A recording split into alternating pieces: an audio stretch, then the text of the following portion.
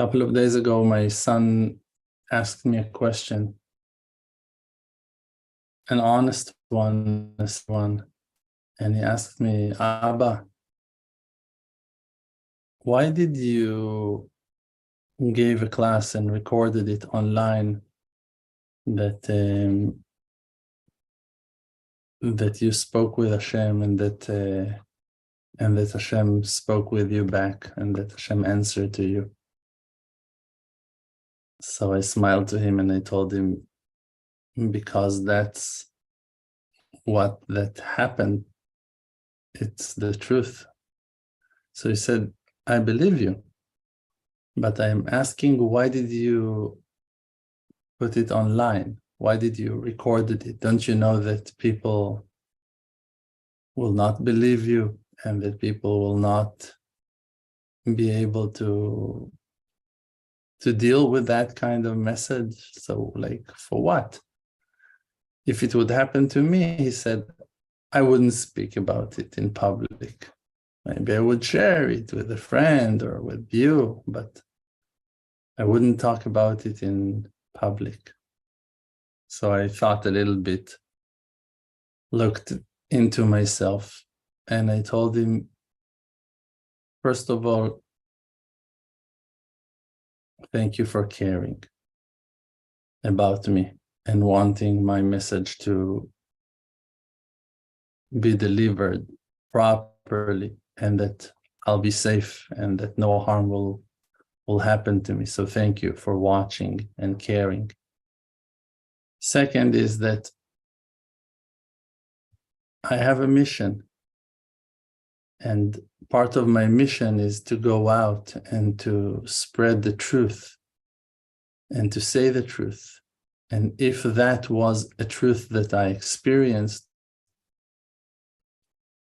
I had to share it because it was part of my journey. And third, and that's the most important thing, that usually people will not believe that other people had wonders and other people had miracles and other people saw things. People are doubting very fast. Why? Because that those people cannot believe in themselves. They have a lack of self-esteem to imagine that they really might experience something very big spiritually. And then after coming to that wrong realization, as if they're not able to spiritual heights, they also now don't want to feel bad that they are the ones who are not able and someone else is able. So then they have to cut everyone's option from spiritual experiences in higher level than the ones that they experienced until that moment. But I told him, if you're going to search and look back into our nation's history, you're going to start counting the people that Hashem spoke with them and that they saw Hashem. You're going to come up to numbers of millions of people. You had, first of all, Adam and Chava, his wife. So first of all, you can already see through that the capability of communicating with the Maker is in the DNA of all human beings. That's it. Adam spoke with Hashem, Hashem answered to him. They had the conversation. Chava Imenu, Eve, she had the same, very, most open level of prophecy, talking to Hashem. Hashem is answering. They're talking, negotiate, they spoke. They spoke. So as a soul, they were able to that level. So if we are even the most tiniest sparks of their great soul, I don't see that a match has a different nature than the greatest fire of them all, eternal flame, okay? You had the eternal flame in Bet HaMikdash, wonderful, most beautiful fire. Yes, now a match is still carrying fire. Even if it's a match, it's a tiny flame, yeah, but it can lit a forest, it can lit 1 billion candles, like you can do whatever you want with it. You can lit Ner HaTamid, the eternal flame in Bet HaMikdash again, like one day Hashem can choose you to bring the match. Hey, you, bring the match. That's it. You're a tiny flame. Oh, it caught. Suddenly, like Aaron HaKohen came with his candle. Like when he wanted to lit the menorah, woof, the flames rised on their own, by themselves. Okay. Great thing. Amazing thing.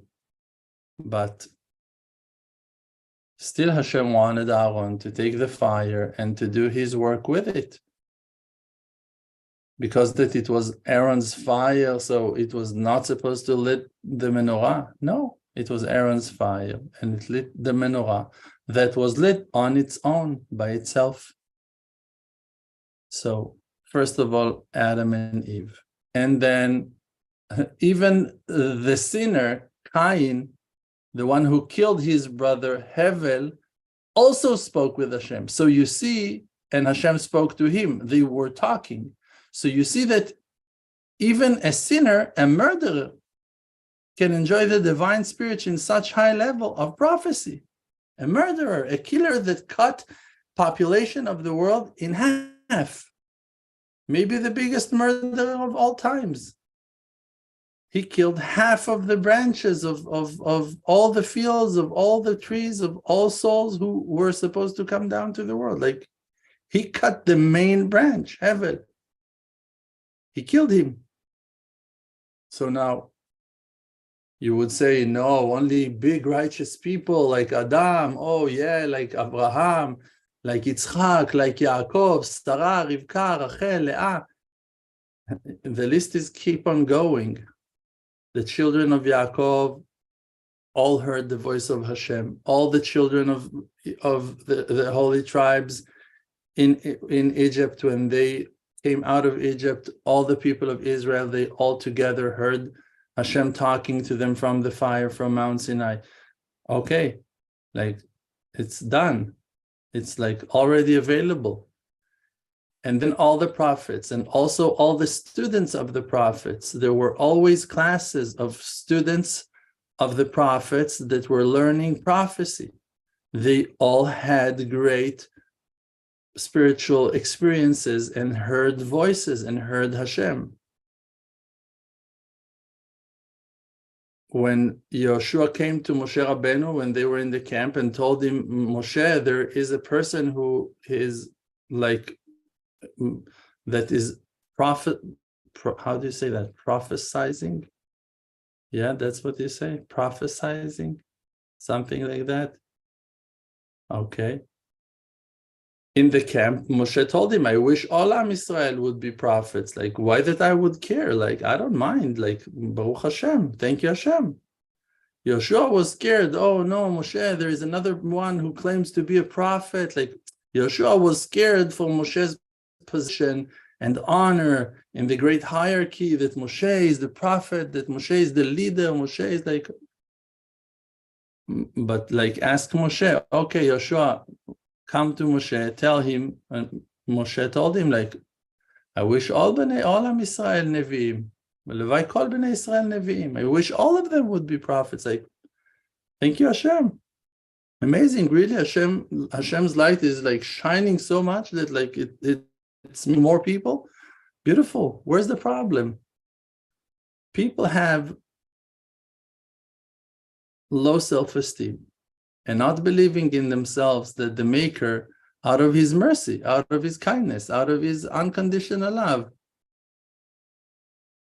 will share his light and will bring people to deep understandings and will uncover infinity and eternity to them and will allow them to see huge lights and to hear deep voices and to experience amazing spiritual experiences that really not any soul is like enjoying that bounty, but only because that not all the people are going that route of sacrificing so much and dedicating so much and giving so much and being there so much. How did Hashem chose Moshe? How did Hashem chose David?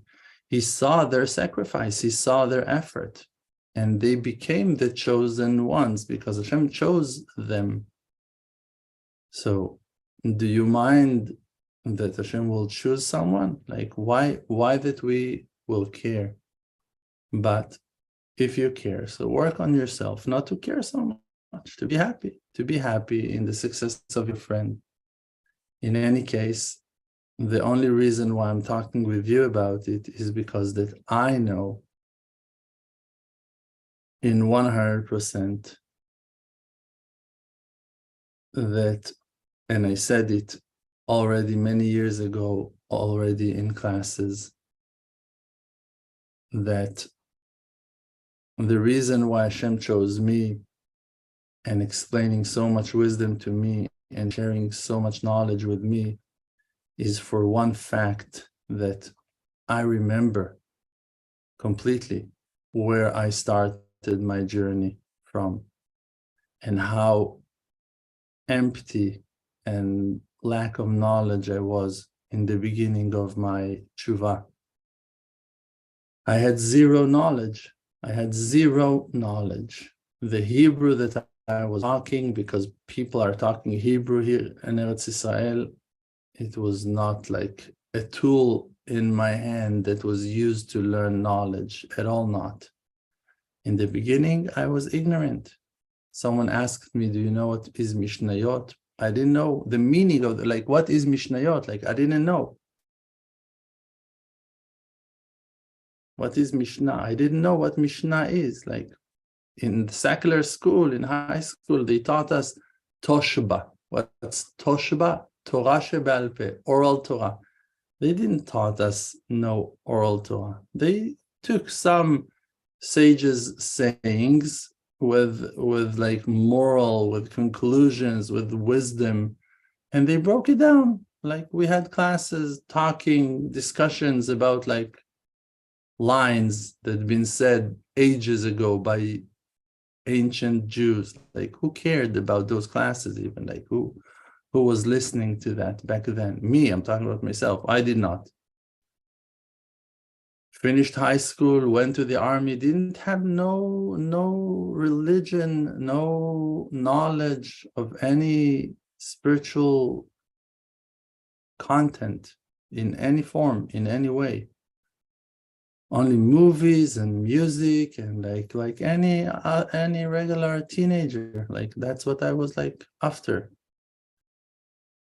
Drugs and alcohol and bikes and Jeep and going out with my dogs to the beach, to the rivers, to the Galilee Sea, swimming, smoking pot, drinking tons of alcohol, clubbing, going to parties, secular person. But because of my honesty and because of my personal struggle, that I really didn't have no understanding of how to communicate with the Maker except for questioning maybe he really exists. So I started to question and I started to wonder, maybe there is supreme power, maybe there is something beyond physical powers, maybe there is some truth. And out of those searches, I found some deeper and deeper understandings about my life, about my search, about my journey, about my personality, and some of my fears and my hardest struggles in with my nefesh, with my soul, with my emotions. I found some cures, some answers to them. So it motivated me to go and investigate some more. So I started to learn and search about meditation, about self-awareness, about guided meditations, and I found myself learning another book and another book and another book and another book. And with that, one thing led to the other. And I came to that understanding that I want to learn from the source, Torah. And in one day, a very special day that I will never forget, I had a very deep question in my mind, walking in the army base while I was a soldier. And I was searching for the answer. Like, I wanted to know that thing. And suddenly a person came to me, just like crossed the same road.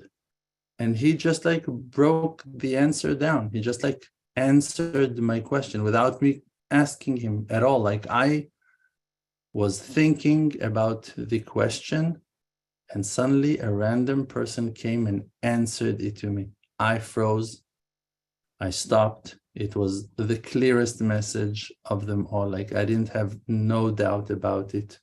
And I looked up to the sky and I said, thank you. Like, now I know that there is a maker who hears my thoughts and running the world in supervision accordingly.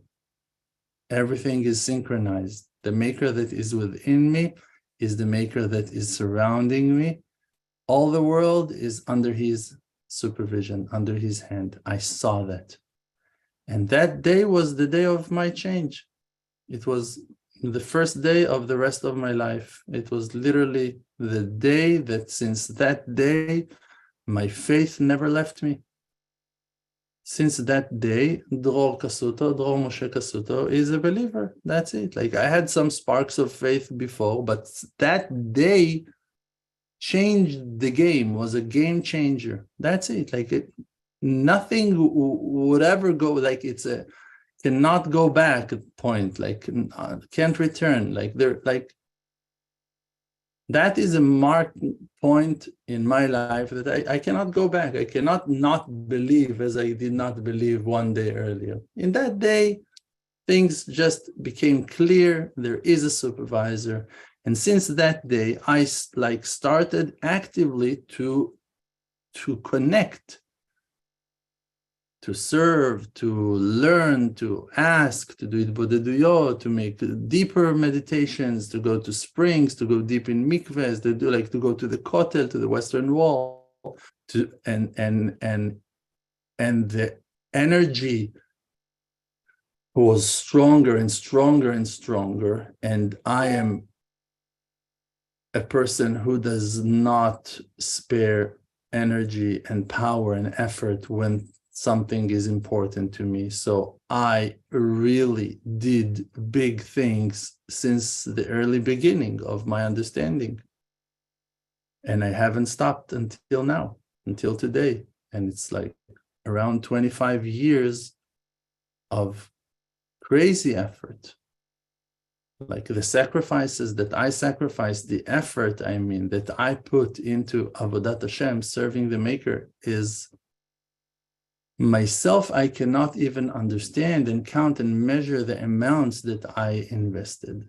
For an example, for a very long time, I would go every night and I would do long itbodeduyot, and I'm talking about like around 5-6 hours each night in a different grave of tzaddikim in the Holy Land of Israel, of righteous people, like Shimshon HaGibor, Samson, and his father Manoach. Like, on that mountain in Bet Shemesh, in Eshtaol, I spent like so many nights, like hundreds of nights in my life, that I would go, if it's alone in the car, into the deep forest, into the scariest, deep, lonely, dark as hell forest, like 10-15 minutes drive into nowhere, like no light, nothing, up the hill in crazy bent roads to the peak of the mountain and doing it, or if it's picking up friends, like had more friends that wanted to do it as well. And I would go and I would like pick them up always I was paying for the gas, always I was putting all the effort. Like I did all those things like on my own. And like those guys would like come with me for 1 day, for 2 days, for 3 days, and they would drop like for 2 weeks, like, and then they would drop. And I continued. I would pick up another person and would go with him. And when like one day I suddenly wanted, oh no, maybe I'm going to go to that place. Maybe I'm going to go to that. I continued, but started a new process and not paying attention, not even realizing that this crazy person is not stopping for years. And that's what I was doing for years. Every night that I was able, and we're talking about at least like 3-4 nights a week,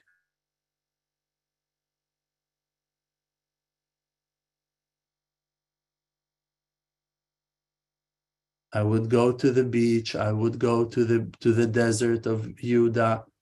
I had Idbodedut that I remember in Midbar Yehuda, in the desert of Judah.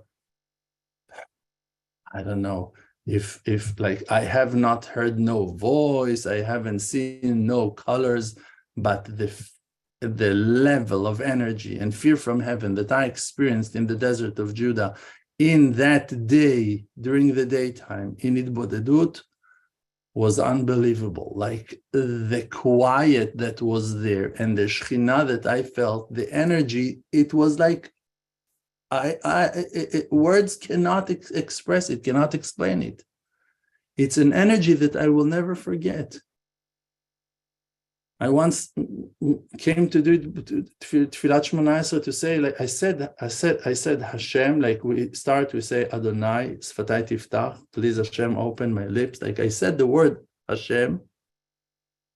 After I said that word, such power came down on me, boom, like I was terrified.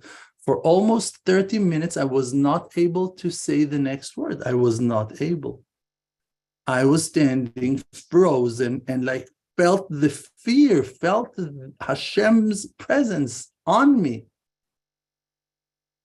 Now, truly, I couldn't care less if someone like don't want to respect it, does not want to believe me. If you like, you have people who will say, "Oh yeah, he's crazy," whatever. Like, I really don't mind. Do you know how many people said on Moshe Rabbeinu that he was crazy?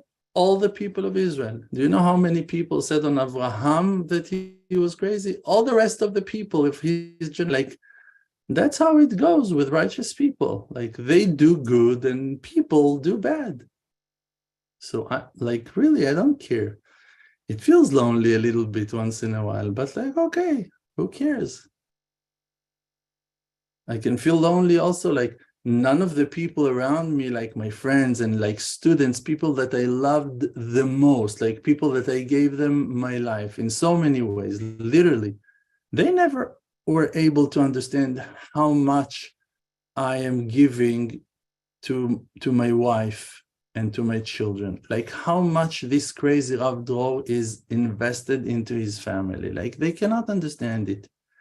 And oh man, they had complaints on me, like you're ruining the company, you're destroying like the cucumber is fighting with the farmer. Like, hey, cucumber, where did you came out to the surface from? If I haven't pet you for years, if I haven't watered you, if I haven't gave you also what that I'm giving to my children, and what that I'm giving to my wife, like time and energy and love and compassion with no end.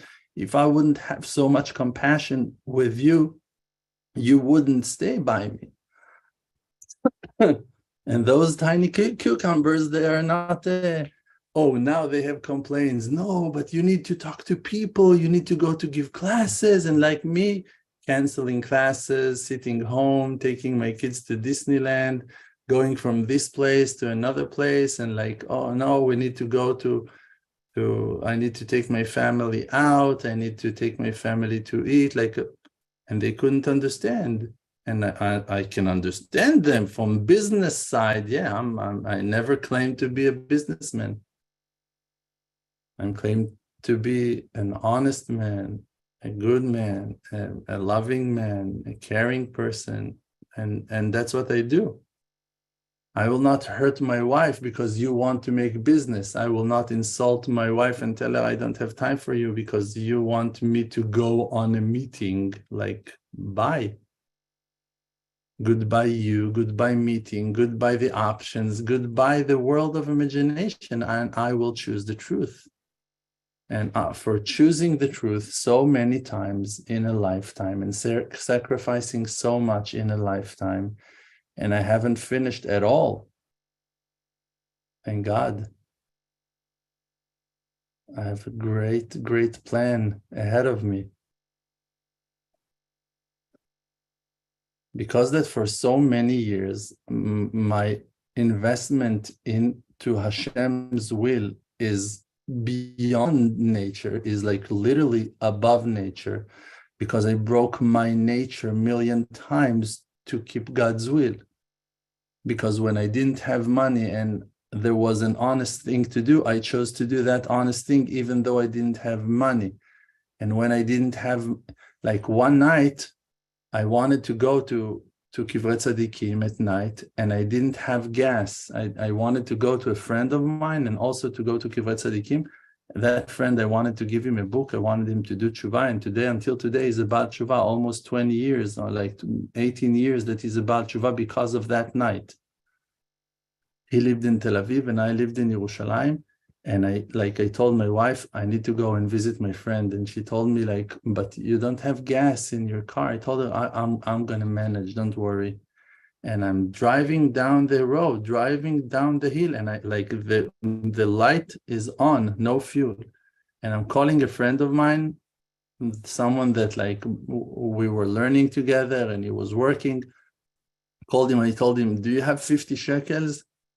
I need like masrot. Can you give me can you spare like charity masrot? I need like to put gas. He told me, where are you? I told him, I'm going down Rehov Street, Rabbi Yosef Karo Street in Beit Israel. He told me, stop where you are. It was like 9:30 p.m. Like the guy is pulling the car towards me. Like he's crossing the street Shmuel Hanavi, like he's driving that road. I'm driving that road. He told me, stop the car. I stopped the car. He stopped the car. He came out of the car, gave me 100 instead of the 50, told me, keep the change, go do mitzvot with it. I told him, thank you very much. He knew what I'm doing. You know, that guy, how he lived, why he lived in Bet Israel, close to where we were learning. Why? Because every morning, after I would wake up and help my wife to pick up the kids and take them to school, and I would do like as much as I could, I would drive from Yerushalayim, from my house, more than 2 months, over 60 days, to his house in Bet Shemesh, 45 minutes drive, always on my account. I was paying the gas always. Every morning, I would pick him. Most days, I would wake him up. I would pick him, take him in the car, driving with him to Yerushalayim, and sitting and learning with him. And sitting and learning with him for full day. And I held him. And in the afternoon, he would go and work. But every morning for over 2 months, I would go. The reason why I stopped going is that I asked him, if I will stop coming, will you continue coming on your own, or that I need to keep on coming and wake you up in the morning? He said, no. I will come on my own. And I counted on him, and he kept on coming. And then they moved, his wife and him, they moved to Yerushalayim, and we kept on learning in the same place. So see how much, and again, if it sounds to someone that I'm praising myself, so this person needs to check his problem in his ears, because I don't care about praising myself. I'm just explaining to you. Kefum tzara agra. According to the effort, the reward is. If you're giving, you will receive. If you're not giving, based on what you want to receive? Based on what? On your beautiful eyes, on your wonderful hair, for what? For what that Hashem will grant you with spirituality? People came to my house, asked me questions. I'm able to answer them answers that I don't know who is able to answer in this way. There are, I'm not the only one. A woman came to me when we visit, it was in Miami. She came to our house. She came at night, Motzei Shabbat. She said, Rav Dror, my daughter, she's suffering. I need help for her. She's terrified. She has trauma. I told her, do you have like idols in your house? Do you have like some African statues or masks or something like that in your house? She said, yes, at my girl's room, at my daughter's room. I told her, okay, that's the answer. Kick it out of the house. Now, live here, go home, collect all those masks. Those are idols, not allowed to put it. It's like black magic. Throw it out of your house and your daughter will be good. And she did. So how could I know that? I'm not reading, not in the coffee and not in bones parts. Sorry. I'm not looking into the pupil and not into the fingerprints. Hashem is bringing the answer into my mind, and I'm counting on Hashem's answer that comes up in my mind, exactly like I'm counting on him to go into my car without fuel to 1 hour drive and 1 hour drive back, counting on Hashem that it will be okay. And it is. And it was, and it will always be that way. My trust in Hashem is enormous because that I tested it, because I tried it, because I threw myself on Hashem million times, so many days, more than 1,000 times each day. Lirga'im tivchanenu. Hashem is testing the person in each moment sometimes. You have like crazy hours of wilderness, of mess. When we've been to the US, I don't know what people are thinking. When we've been to the US, we were driving after a class without having a hotel to put our heads, without money in the debit card, without any ability, with no cash after the class, searching for a solution. We drove from classes into the highways, not knowing what to do, with 5 kids in the car, my wife and I. For 4 years, for almost 5 years, we didn't make no money in the US. We didn't came to make money. You know what we came to make? We came to make souls. Et hanefesh asher asu becharan. The souls that we made are standing with us. Those are the fire that is backing us up, that is supporting us until today, energetically, spiritually. Their love, their respect, their appreciation, even if they're unaware of all that goodness because life took them elsewhere, the merit from heaven that we were able to be such a powerful point in their lives that changed their direction, that manifested their lives, that took their lives, shifted their lives to higher levels, to higher places. I don't need them to remember that. I didn't do it for no one's to remember. But again, we're going to go to the topic that we're talking about. It's for you. It's not for me. It's for you to believe in yourselves that wonderful things can take place in your lives as well. That you can have wonders. If I went and in one night of Sukkot, I did long itbodedut in graveyard of tzaddikim, of righteous people in Bnei Brak, and a couple of days later, I went and I met a righteous man, the Biale Rebbe from Yerushalayim, the Admor Biale. And I spoke with him and he looked at me and he told me, you should know that you saved thousands of people with your prayer. And I'm looking at him like that, and he told me, yes, that thing that you said to Hashem, and like he is repeating my claims, my arguments with Hashem, things that I said to Hashem alone at night in a graveyard.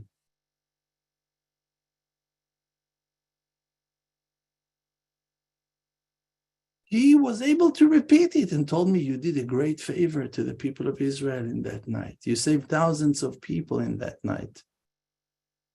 So I'm asking you, was it Rav Dror? No, it wasn't Rav Dror. It was a crazy Baal Tshuva that cannot go to sleep when there are other people that are suffering, so he goes to scream to Hashem. That's what brought that wonder, not me. Yeah, it was dressed in me, but that's not the issue. The issue is what you're going to do tonight, what you're going to do tomorrow, what you're going to do now after we're going to finish our wonderful conversation. How will that impact your life? And you don't need to go to graveyards for that. You don't need to go to Shamayim and not to Shimshon HaGibor or Shimon HaTzadik in East Yerushalayim. No, that's not it. It's the heart. Rachmana liba ba'e. The Maker, he wants the heart. He wants to see if you care. If you care, you can care from your living room. You don't need to care from the mountains of Judah. No, that's my area. That was my backyard. That was my field. It doesn't need to be your field. What it was required and asked, demanded from heaven, from me, by heaven from me, is not what that Hashem is asking from you. Moshe Rabbeinu asked the people of Israel. He told them, well, he told us what Hashem wanted. Ma anochi mevakesh mitchem. What am I asking you? Kim lirah, only to fear him. That's what I'm asking. You cannot fear him like I feared him. You cannot believe in Hashem like I believed in Hashem. Sorry, that's mine. Even if I'm sharing it with you, it's this knowledge, this life experience of mine is dressing itself into your mind tools, into your vocabulary, into your world of imagination, of concepts, of ideas. Like I'm talking to you, but actually you hear your own conversation while I speak.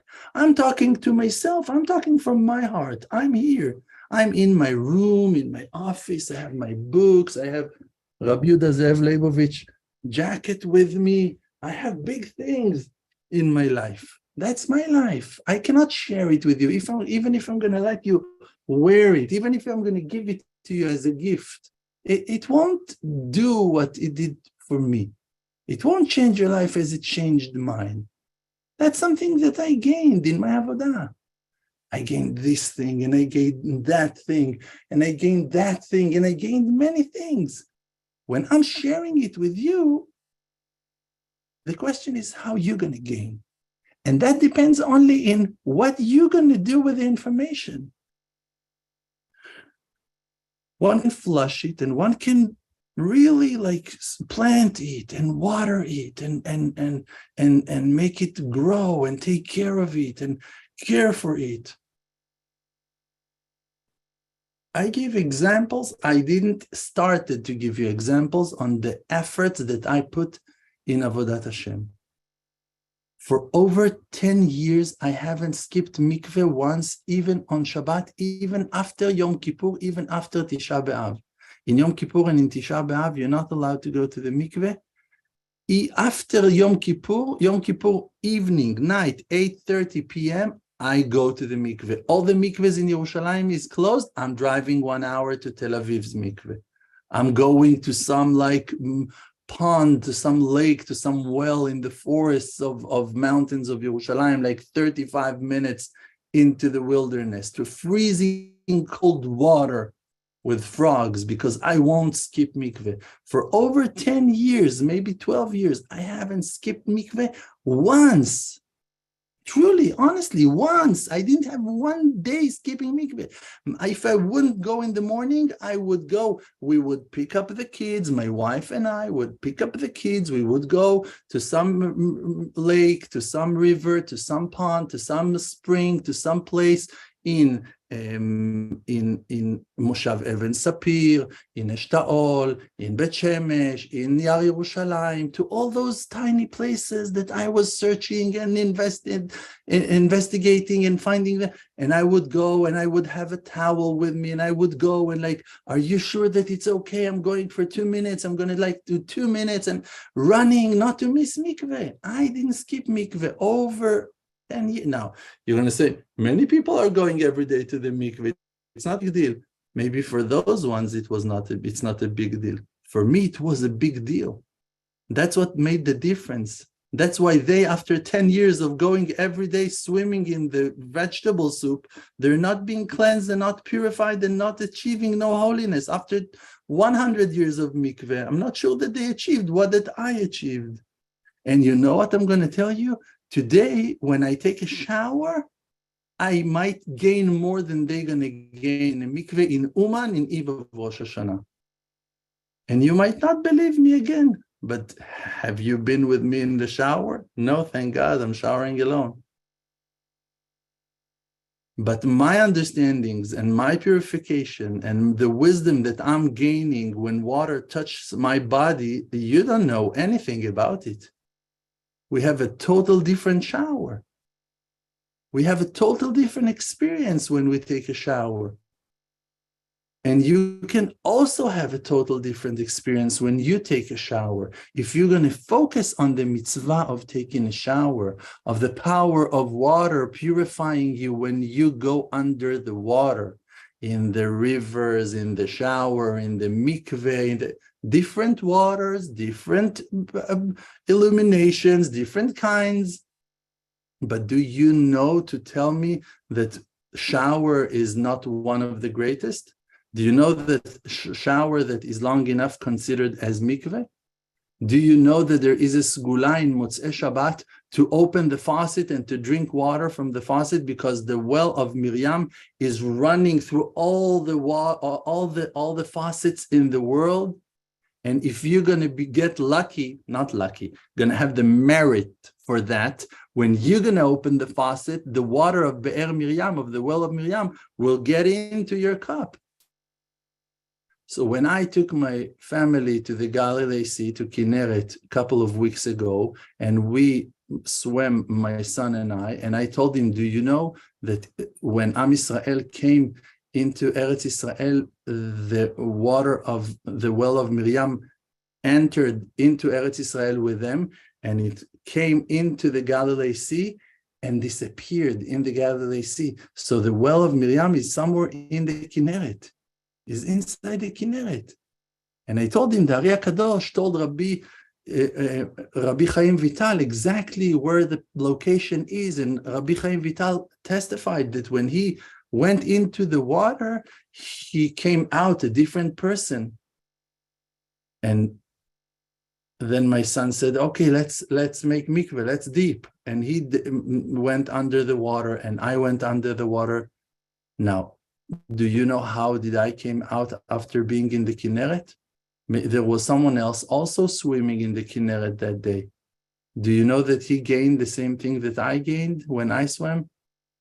Maybe there was something else. Based on what?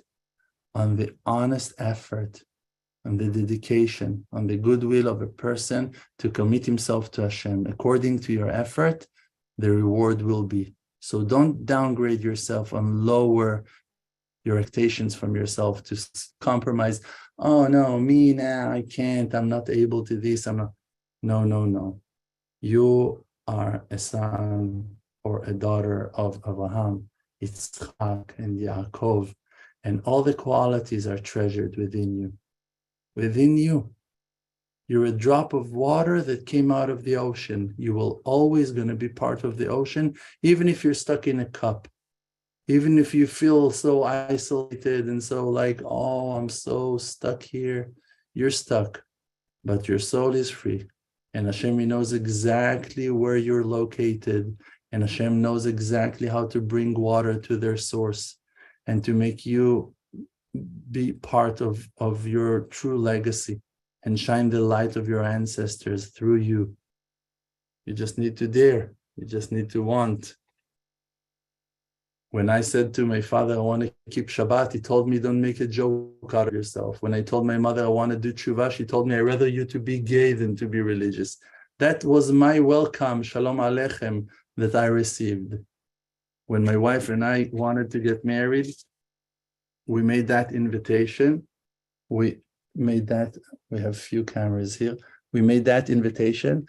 We made the Star of David, and we wrote my wife's name and my name. My father was so upset. Why do you want to put all those Jewish symbols? Like, we're getting married. What's going on? Like that's the craziness that we experienced. But against all those wrongs, against all those powers that were standing against us, we pushed forward. We wrote, Bevirkat Elohim Chaim, may the living God bless you, all the ones who are invited. Do you know when our wedding day was? On September 11. We were going to the chuppah to get married, and on all news, it was afternoon in Eretz Israel, early afternoon, and in New York it was morning. Most horrible pain in the world, in the same time, in the same hour, and we got married. To tell you that we understand the secrets of Hashem, the mysterious ways of Hashem, we don't know anything. We didn't know anything. Back then, we didn't even know one person in New York. I was not teaching. It was the beginning of my tshuva. We didn't know anything.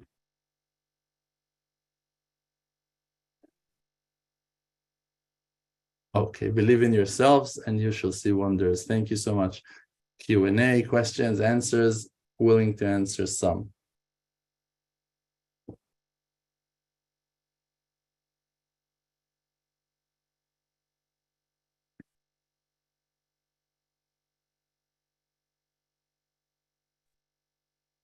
I have a question. Please, Donna. When I'm reading the Torah,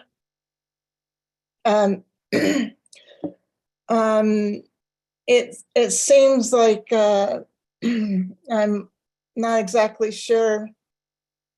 Like I am sure, but I'm not sure of Hashem's words.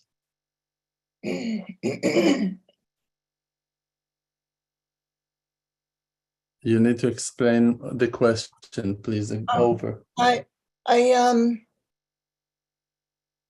been coming here for so many years and I've been taking Hebrew language for so long, and I just don't know if maybe it imprinted on me that like I'm Jewish or something, even though I'm not officially Jewish. But I don't know how to say it. Like The Ari Kadosh said that the souls of the converts are Jewish souls that has a certain need to come out of a certain shell. They need to open up to Judaism, and that is the process of conversion. But definitely, the soul of the convert is the soul of a Jewish person, or else he wouldn't want to convert so badly. Like the thirsty deer, he runs to the water. Like you don't need to explain to him. He feels the thirst. He feels that the answer is in the water. I feel thirsty like that about Israel people. Unfortunately, I don't know if I could enjoy joy with them because I always feel more for their sorrow. Well, I think that you should try. I think that you should try come for a visit. And I think that it will open great things for you. I have a friend, Mary, and she made a comment once that made me think that maybe she could assist me in visiting someday. Bezrat Hashem, we would love to stand by your side and to assist you as well. So you can always be in touch with me as well. Okay, thank you. Thank you, Donna. Yes, David. Shalom, shalom. I have two questions. First, just going off of Donna's question, I have a family member that recently discovered that, so both of her parents passed away within the past 5 years, 6 years maybe. And she recently discovered, she did an ancestry test, and she realized she had no ties to her family. She had no ties to Judaism. She grew up completely Jewish. She was married into my family. she grew up Jewish. She's raised her children Jewish. And what would you say? Like, would you consider her Jewish? First of all, I cannot tell you what I can consider or not consider. There is a halachic question, and a posek need to give the answer for that. If she's Jewish or not, it's not something that I can give an answer simply as that. But there are many halachot that will explain that her Judaism is definitely is that she is Jewish. If there is no evidence for her not, DNA is not an evidence for not being Jewish. It's definitely not an evidence. No, so she found out that she was adopted, like she asked her parents in Russia. Here in that case, if she was adopted as a baby into a Jewish family, the conversion is automatically. Again, it's a complex question, and it's better for us not to answer, for other people also not to get into conclusions as if we spoke just to them, but definitely to go to a Rav, to a Posek Halacha, to answer this after investigating the situation and to find the answer. That was one. That was one. Two, just going off this class, the last thing that you just mentioned, wow, that you got married on the same day as 9/11. Have you, I'm sure you've done many hitbodedut and you've tried to figure out a deeper meaning to that. I would love to know if you came to any. One thing that I can tell you is that all our spiritual connection with the Maker is based on spiritual connections, spiritual matings, sparks, elevations. There are corrections that depends on those sparks, elevations. Now, some corrections cannot be done by simple people's work that will elevate sparks, like eating an apple, even learning Torah, because those elevations, those corrections needs greater elevations, like tons of light to come back up to correct what needs to be corrected. So to those ones, unfortunately, in many situations, death of people, when many souls are rising to heaven together, are making those corrections. Like that, we know that many Jews found their death in many situations, in burned synagogues and in Holocaust and in camps and riots here and there and there and there, like in many places, in many times, enormous amounts. And not only Jewish, also non-Jewish people, and also many people who are Israeli souls, and people, the thousands of people who found their death and the sorrow of the family, innocent people who were all killed for villain intentions, for evil intentions. All those innocent souls that died that day, definitely were all welcome to heaven and made a great impression, and were all welcomed as the innocent lamb, as the sacrifice of Olah that rise to Hashem. Any person who is being killed while being innocent is a sacrifice to Hashem. Jewish or not Jewish, life, it's a soul. So when souls are rising and with such storm and so innocent and were killed for evil intentions, definitely those are innocent souls that made a great correction in heaven and canceled many judgments and brought down a lot of blessing to the next generations, definitely. So if we were able also to join with our wedding corrections to that massive amount of light that rised as two pillars of fire, Amuda Esh and Amuda Anan, we joined them in our Avodat Hashem that day. So definitely there is a connection, but to tell you what the connection is, Thank you for your question, though, David. Of course. Can I ask one more?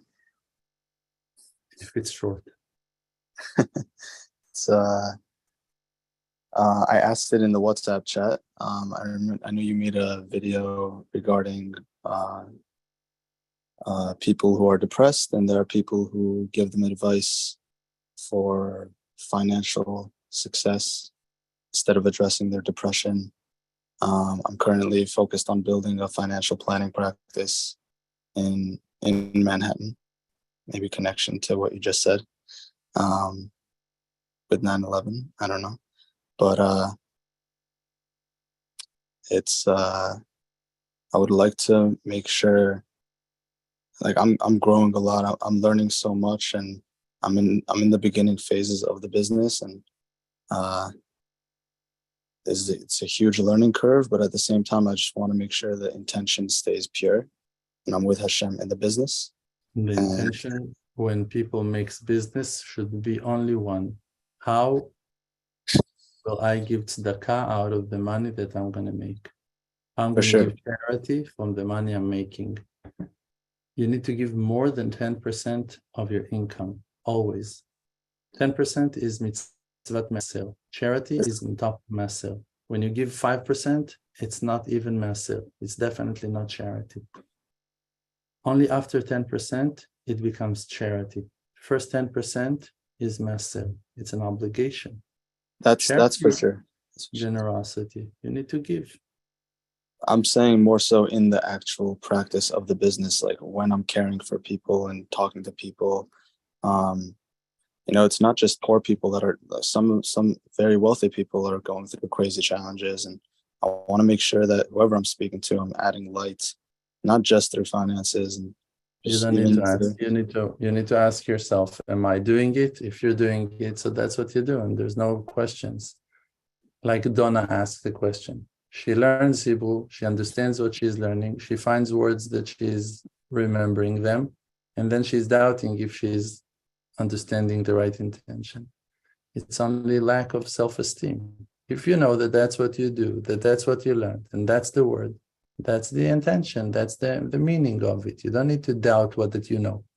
So if you know that you're trying to help people and you are helping people, so why to doubt if you are helping people while helping people? Like, it's a bit crazy. So don't be crazy and be good. Thank you, guys. Questions and answers. It's Sunday. Tomorrow we're going to talk about ancient scripts at 3 p.m. New York time. On Tuesday, we're going to have our controversial topic podcast, again, 3 p.m. And on Wednesday, we're going to talk about Hitbodedut, the individual prayer. May Hashem bless you in great spiritual wealth and physical as well, and that you will find true happiness always and won't lack a thing ever. Amen. Amen. Can you hear that song?